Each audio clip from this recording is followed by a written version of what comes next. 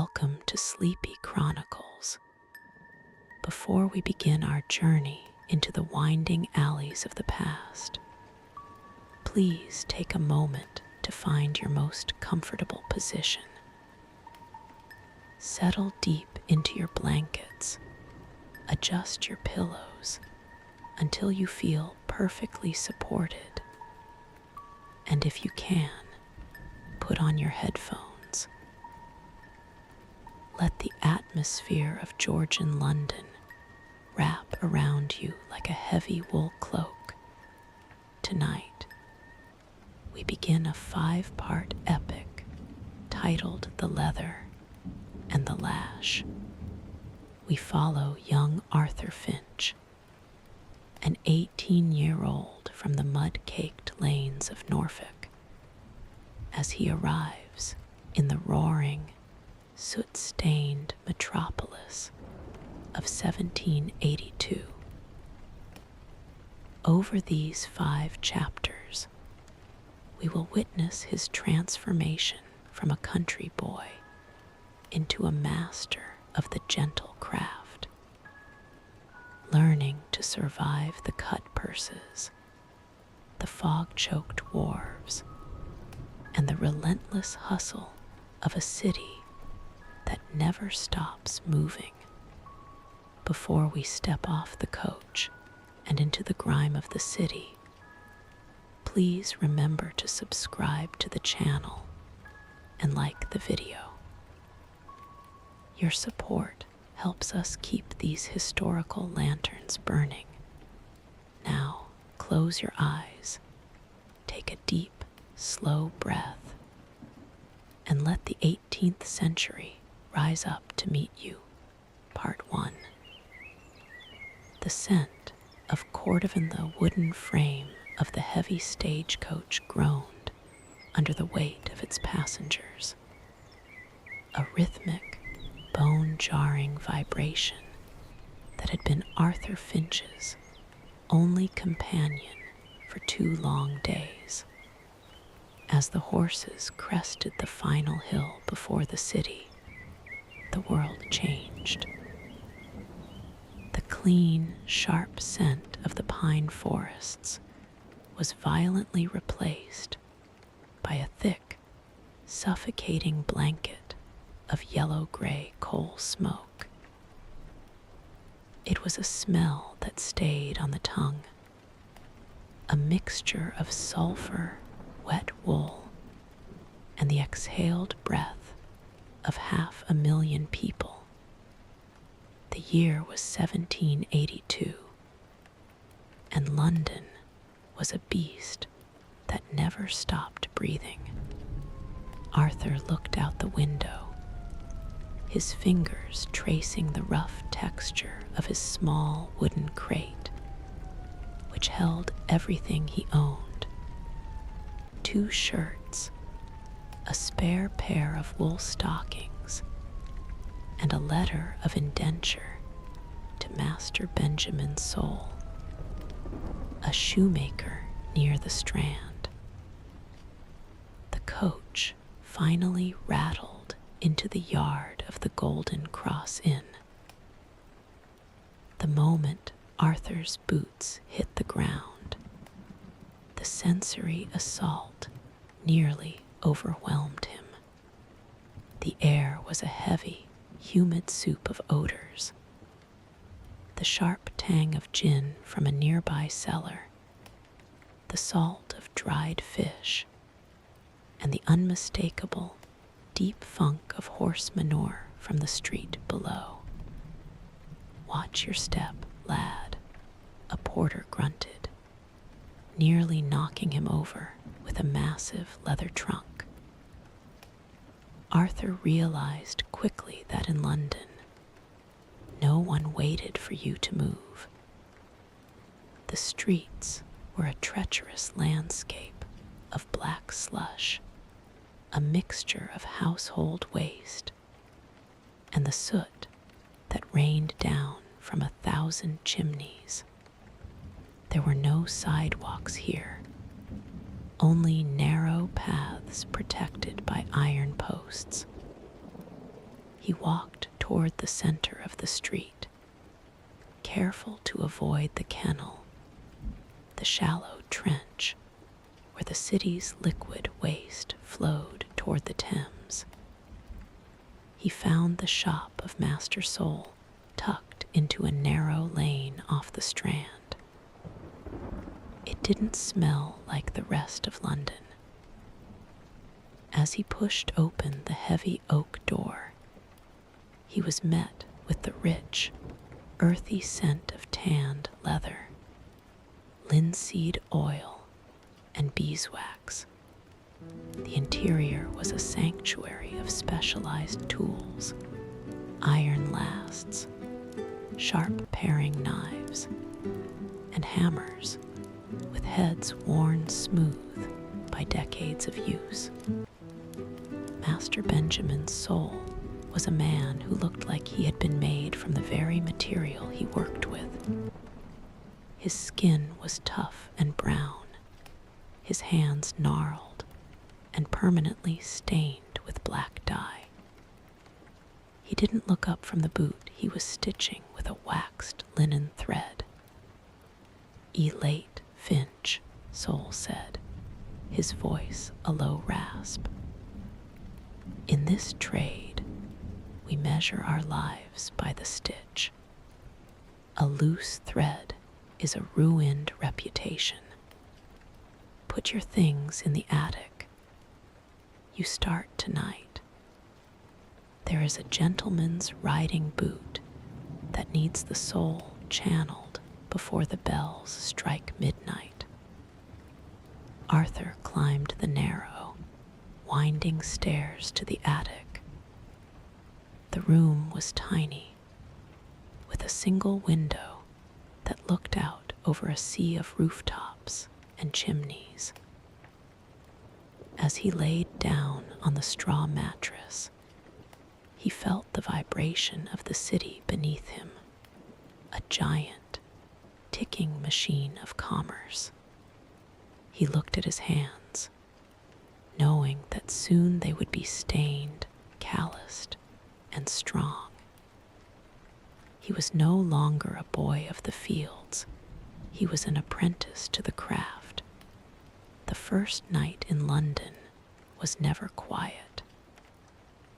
Through the thin walls, he heard the shouting of the night watchman and the distant, heavy chime of the Bow bells. He was exhausted, his lungs heavy with soot. But as sleep finally pulled him under, he knew he had survived the arrival. The journey into the heart of the leather trade had just begun. The darkness of the attic was shattered not by the sun, but by the resonant, metallic command of the bells from St. Clement Danes. For Arthur Finch, the sound was more than a marker of the hour. It was a heavy weight that pressed him into the cold reality of his second day. He lay still for a moment on the thin straw mattress, feeling the damp London chill seep through his blanket. The air in the small room was a thick mixture of wood smoke, old timber, and the distant, unmistakable funk of the street below a city that had long ago surrendered to its own filth. Arthur sat up, his muscles stiff from the previous day's travel. He reached for a ceramic basin and splashed his face with water that was cold and slightly brown. He had fetched it himself the evening before from a public pump 2 streets over. Standing in a line of weary servants and muttering laborers, there was no luxury of privacy here. He pulled on his rough linen shirt and wool stockings, carefully smoothing his waistcoat. It was a simple, dark garment, but it was his one bit of pride. It marked him as a tradesman in training rather than a common street drudge. Descending the narrow stairs, he found Master Soul already at his station. The shop did not share the city's stench. It was a sanctuary that smelled of linseed oil, beeswax, and the deep, earthy scent of tanned hides. The atmosphere was thick with a different kind of rhythm, the steady, rhythmic pulse of hammers, and the soft rasp of leather being skived. The thread, Finch, Soul muttered without looking up from an iron last. A boot is only as strong as the cord that holds it. Take the hemp and the cobbler's wax. I want it dark, sticky, and smooth. If there is a single dry patch, the rot will take the seam before the winter is out. Arthur took his place at a low stool. The work was grueling for the hands. He had to draw the long strands of hemp through a block of black, bitter-smelling wax until his fingers were stained and tacky. It required a constant, heavy pressure that made his forearms ache. As he worked, he felt the vibration of the street through the floorboards, the heavy clatter of cartwheels on cobblestones, and the distant, piercing squealing of pigs roaming the nearby alleys for scraps by mid-morning. Master Soul handed him a leather pouch. Take this to the merchant near Temple Bar. Need a side of fine Cordovan leather. Do not dally. The Strand is a den of pickpockets and distractions. Stepping out onto the Strand was like being swept away by a freezing, chaotic river. The scale of the crowd was a sensory assault. Arthur saw more people in a single minute than he had seen in a year in Norfolk. There were no sidewalks, only narrow strips of stone protected by iron posts, where he had to weave between sedan chairs, beggars, and vendors shouting their wares. Hot pies, fresh milk. He walked near the edge of the buildings, his eyes fixed on the kennel, the shallow central gutter, where the city's black, liquid waste flowed sluggishly toward the river. As he turned into a side alley, a sharp cry of Gardaloo echoed from an upper window. Arthur leapt back just as a chamber pot was emptied into the street, the contents splashing into the filth just inches from his boots. The merchant's shop was a dark, cramped space filled with the towering shadows of hanging hides. Here, Arthur had to apply his first lesson in the art of commerce. The merchant tried to push a scarred piece of calfskin on him, claiming it was top-tier Cordovan. But Arthur remembered the technical lessons of Master Soul. He felt the grain, checking for the suppleness and the depth of the dye. 1 shilling and 6 for this, Arthur asked, leaning on the counter with a feigned confidence.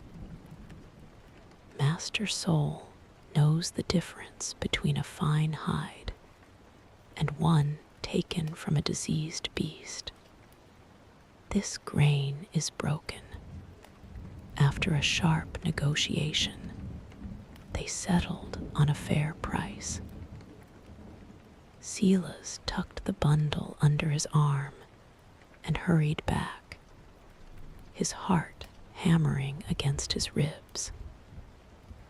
He felt the city's impossible, beautiful, and terrifying energy pulse around him like a heartbeat. He was a tiny cog in this vast, soot-stained machine. But as he stepped back into the quiet, wax-scented sanctuary of the shop, he realized he was no longer just a boy from the fields. He was learning to master the very materials that carried the city on its feet. The morning mist on the Thames was not white or ethereal. It was a thick, yellow shroud that smelled of salt, tar, and things long dead. Arthur Finch stood at the edge of the Three Cranes Wharf, clutching a large leather satchel to his chest. Inside lay a pair of bespoke riding boots, their calfskin polished to a mirror-like shine that seemed to glow even in the dim, murky light of 1782. Master Soul had been unusually stern that morning. These go to a merchant in Southwark. Do not take the bridge. The traffic is a bottleneck of carts and brawling porters. Find a waterman. Arthur looked out at the water. The river was a forest of masts, hundreds, perhaps thousands of ships from the East India Company and beyond, carrying the tea and silk that fueled the empire's greed. The noise was a rhythmic, oceanic roar, the shouting of sailors, the rhythmic creak of wooden hulls, and the distant, heavy thud of cargo crates being slammed onto the stone wharves. Southwark stairs, lad. A voice rasped. A waterman in a narrow wherry pulled up to the landing. He was a man carved from oak, with hands like ship ropes, and a face weathered by 40 years of river spray. Arthur stepped in carefully, feeling the boat rock beneath his weight. There were only a few inches of wood between his boots and the filthy Thames, a river that acted as the city's great, moving sewer. As they pushed off, the waterman navigated the current with practiced ease. The bridge acts like a dam, the man grunted, nodding toward the ancient stone piers of London Bridge. Arthur watched the brown water speed up as it squeezed through the narrow arches, creating dangerous, swirling eddies. I've seen many a boy lose his lunch or his life trying to shoot those arches at high tide, the waterman added with a toothless grin. They rowed past the Tower of London, its gray stone battlements looking cold and indifferent. Arthur thought of the prisoners who had arrived there through Traitor's Gate, never to see the sky again. The contrast was jarring. Just a mile upstream, the Royal Exchange was filled with men in silk coats discussing fortunes, while here the river whispered stories of blood and iron. Stepping onto the south bank at Southwark, Arthur felt a shift in the atmosphere. If the Strand was the city's shop window, Southwark was its cluttered, dangerous cellar. The streets were narrower, the buildings sagging toward each other until they almost touched. He passed the Marshalsea prison, where debtors peered through iron bars, and the air was thick with the scent of tanneries, the nauseating smell of rotting animal hides soaking in vats of acid. He found the merchant's house tucked behind a bustling tavern. Inside, the man didn't even look at Arthur. He only snatched the boots and began inspecting the double-waxed stitching with a magnifying glass. Arthur waited, his heart thrumming. He remembered Master Soul's advice. They buy how you make them feel.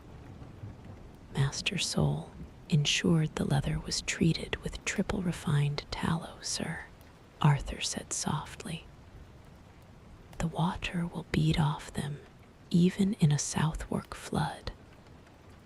The merchant paused, looked up, and gave a curt nod before handing Arthur a heavy silver coin.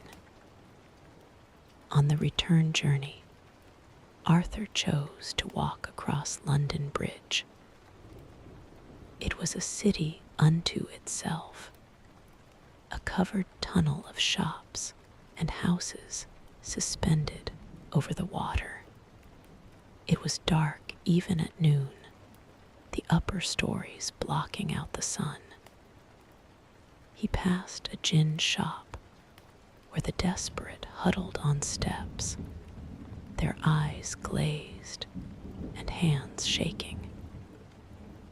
He saw the Gin Lane reality, the mothers numbing their hunger with a penny's worth of liquid fire. By the time Arthur returned to the shop, his boots were caked in river mud, and his lungs felt heavy with the scent of Southwark.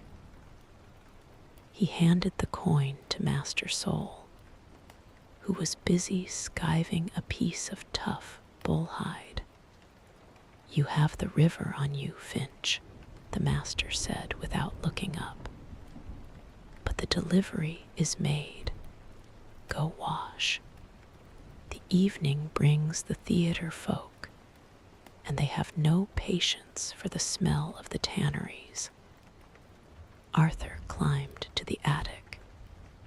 He looked out at the dome of St. Paul S, now glowing orange in the setting sun. He was learning that London was 1,000 different worlds overlapping, each with its own price and its own smell. He lay down, the rhythm of the wary still in his bones. He was no longer just a spectator. The Thames was in his blood now. The sun had long since dipped below the jagged horizon of chimneys and spires, leaving London in a darkness so absolute it felt like a physical weight. Without the benefit of modern streetlights, the city's nighttime soul emerged, a place of deep shadows and flickering orange glimmers. Arthur Finch stood outside the shop, clutching a leather-wrapped bundle containing a pair of silk-lined pumps destined for an actress at the great theater. Master Soul had been unusually precise. This must reach the stage manager at Drury Lane before the curtain rises. Theater folk measure their lives in seconds, Finch. Do not let the darkness swallow you. Arthur felt the familiar prickle of nerves. To navigate the black maze of alleys, he beckoned to a link, boy a child of perhaps 10 years, carrying a torch of bundled sticks dipped in pitch. "A penny to the theater, young master," the boy chirped, his face smeared with soot, but his eyes sharp with the wisdom of the streets. Arthur handed over the coin, and they set off, the torch casting a wavering circle of light that pushed back the gloom. As they walked west, the atmosphere shifted. They passed a gin shop, a damp cellar, where a sign promised the desperate they could get drunk for a penny, dead drunk for 2. Arthur saw a woman slumped on the stone steps, her eyes glazed with the liquid fire that consumed the city's poor. It was the Gin Lane reality he had seen in The Prince of Mr. Hogarth, a world where mothers numbed their hunger while the city rotted around them. The smell here was a thick, cloying mixture of cheap spirits, unwashed bodies, and the ever-present stench of the kennel. "Stay in the light, master," the link boy warned, his voice a low whisper as they passed a group of men lurking in a doorway. Arthur gripped the bundle tighter. He knew the stories of footpads who would slit a throat for 6 pence, or resurrection men who prowled the night for fresh corpses to sell to surgeons. Every shadow seemed to move. Every distant shout echoed with a potential threat. Suddenly, the narrow alleys opened into the vibrant chaos of Covent Garden. The air here changed, carrying the faint, sweet scent of bruised oranges and late blooming flowers from the market stalls. The darkness was punctuated by the lanterns of sedan chairs and the glowing windows of coffee houses, where playwrights and critics argued over the latest pamphlets. At the stage door of Drury Lane, Arthur was met with a new kind of energy. He was ushered into a world of painted canvas, the sharp chemical scent of oil paint, and the soft rustle of silk costumes. A young man with ink-stained fingers and a rumpled wig snatched the bundle, checking the silver buckles against the heavy clock on the wall. "Perfectly timed, Arthur," the man laughed, his eyes bright with the thrill of the upcoming performance. "You've saved the 3rd act. Tell Master Soul he is an artist of hide and heel." For a moment, Arthur stood in the wings, watching the actors prepare. He saw the layers of London perfectly balanced, the wealthy in the boxes with their powdered wigs, and the common folk in the gallery, all waiting for the same story to begin. He realized that whether it was the Royal Exchange or the gallows at Tyburn, London was a massive stage, and everyone was playing a part. The walk back was quieter. The link boy guided him to the door of the shop, where the bow bells began to toll the hour their sound carrying clearly across the sleeping city. Arthur climbed to his attic, his mind whirling with the sights of the night. He was no longer the frightened boy from Norfolk. He was a navigator of the night, a silent witness to the beauty and the brutality of the Georgian era.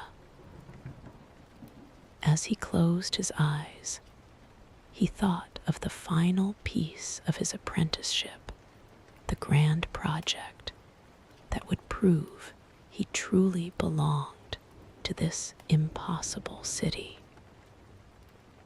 The clock was ticking toward the final chapter. The final candle on Arthur Finch's workbench had burned down to a stubborn, flickering nub, casting long, dancing shadows across the iron lasts and the polished leather of his masterpiece. For months, Arthur had labored in the wax-scented sanctuary of the shop, his hands once soft from the Norfolk fields, now permanently stained with the black dye and lamp-black of his trade.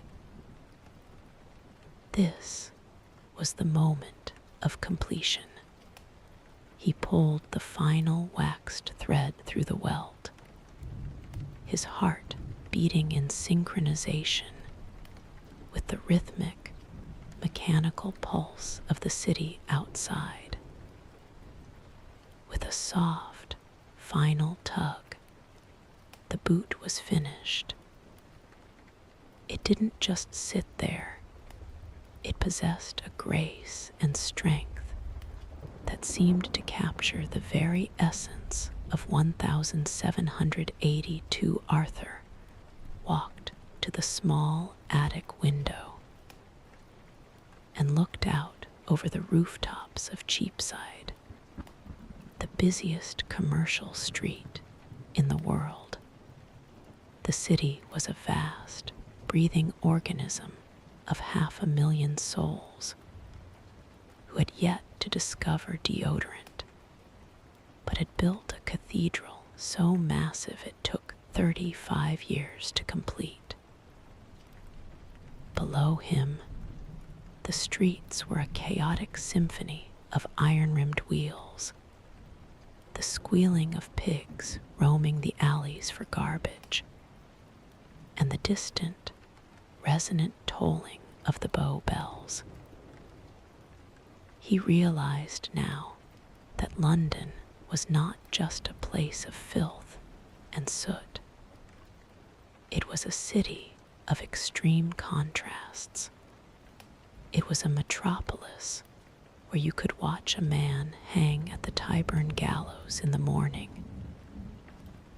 and catch a Shakespeare play by evening. He looked toward the massive dome of St. Paul's Cathedral, its pale stone catching the last of the moonlight above the soot-heavy sky. He thought of the Gin Lane desperation he had witnessed, the mothers numbing their hunger with liquid fire, while the city rotted around them. He had seen the Royal Exchange, where merchants in silk coats traded the wealth of empires, and he had smelled the rotting hides of the Southwark tanneries. Master Soul appeared in the doorway, his eyes reflecting the dark shine of the new boots.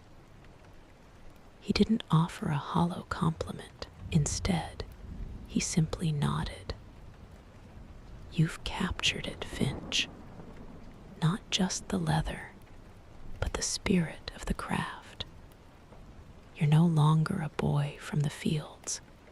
You are a freeman of the city in soul."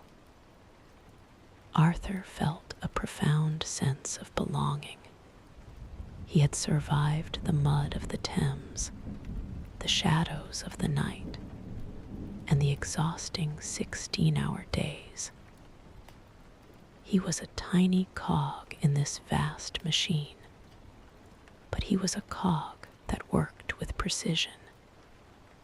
As the church clocks began to strike midnight in a discordant, beautiful chorus, Arthur watched the link boys extinguish their torches in the street below.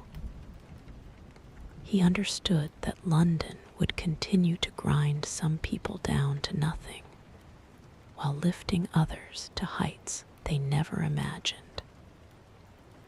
But tonight, he was safe. He had his trade, his master's respect, and a future that felt as solid as the stone of the cathedral. The final rest hour journey through the 1780s is coming to a close.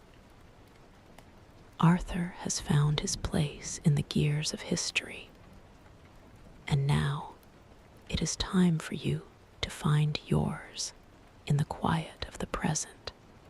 Settle deeply into your bed. Let your blankets provide a warmth that Arthur's thin attic window could never offer. Release the tension in your shoulders and feel the weight of the day lift from your mind. Imagine the sounds of London, the distant bells, and the creaking carts fading into a soft, white noise that lulls you toward sleep. If you enjoyed this final chapter of Sleepy Chronicles, please subscribe to the channel and like the video. Your support helps us bring these historical worlds to life. The city is quiet now. The work is done.